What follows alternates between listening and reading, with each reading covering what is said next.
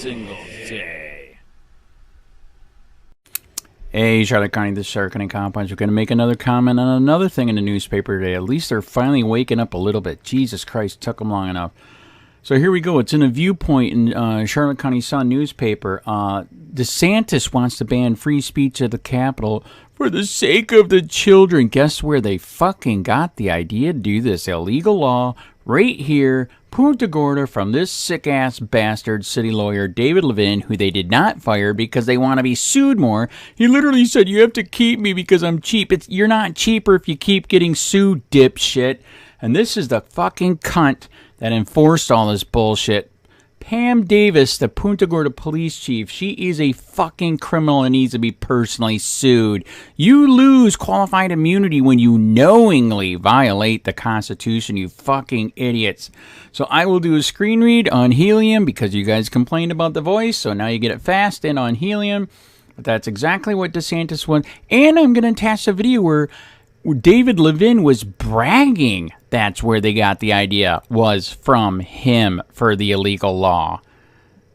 This fucking cancer spreads if you don't stomp it out and sue it to hell. Wake the fuck up and take a goddamn country back because it's called free speech. It's called the First Amendment. That's why it's the first, you idiots. And then losing the lawsuit is to never adopt an ordinance that somebody might say violates the Constitution. Now, I recognize that there was a lot of public comment that was criticizing the ordinance that we adopted as being contrary to the First Amendment rights.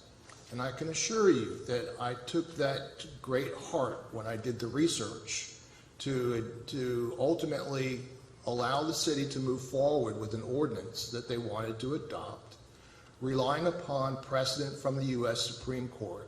And it's the same precedent, by the way, that the governor's attorneys are relying upon in their efforts now to try to control the language that's going to be on signs within the Capitol building.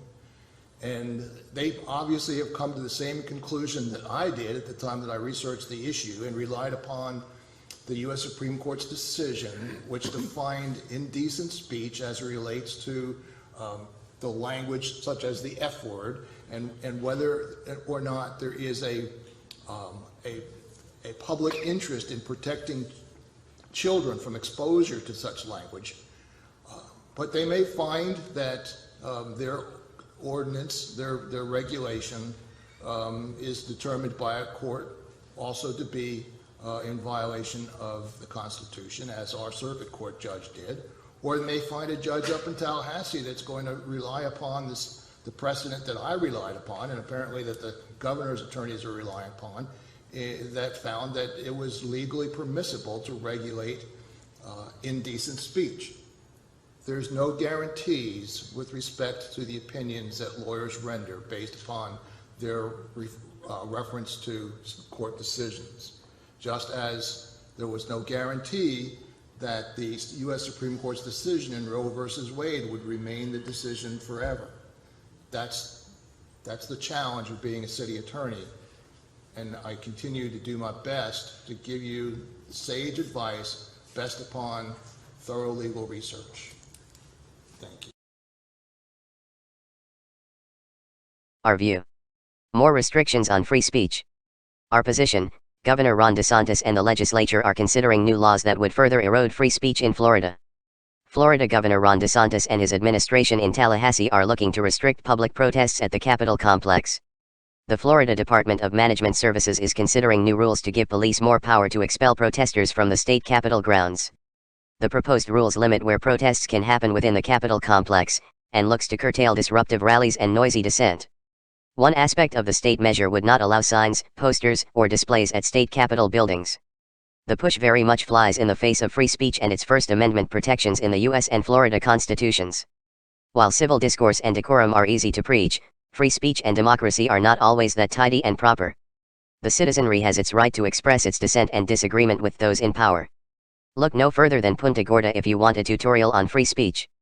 A move by its city council to ban signs and flags council members deemed obscene or inappropriate was shot down recently.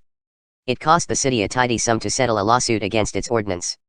The movement to pass a similar state law comes from those with grievance and frustrations, whether they be conservatives upset with school curriculums and corporate activism, abortion rights supporters distressed by the U.S. Supreme Court's overturning of Roe v. Wade, or progressives advocating on issues such as racial justice and climate change. Those on the other sides of those issues might not like their tenor and tone or even their actions. But their speech is protected under federal and state constitutions. That is something that sets America apart from the other countries, even Western industrialized ones, where freedom of the press and protests can be restricted. We don't need Florida inhibiting political dissent and discourse. If protests turn violent, destructive, or threatening, there are already legal and security responses that can be taken. DeSantis and the legislation has already doubled down on laws regulating unruly protests in a bill passed in 2020. We take the path that more free speech is better than less. Progressive groups and Democratic constituencies, including labor unions, have rightly voiced concerns about the new Florida rules. We wish that same side of the aisle had similar concerns about social media censorship and its restrictions on dissent. Social media and technology companies certainly have the right to enforce their platforms' rules. They are big corporations and will act accordingly. But we worry that some of the banning and suspending of accounts and dissenting voices on social media and technology platforms has been done at the behest of partisan and government actors. Censorship and stifling of dissent is illegal when it's done by the government. It is also illegal when government censorship is done by proxy through private partners. Both sides of the partisan coin have shown themselves adversarial toward free speech and resistant voices when it suits them.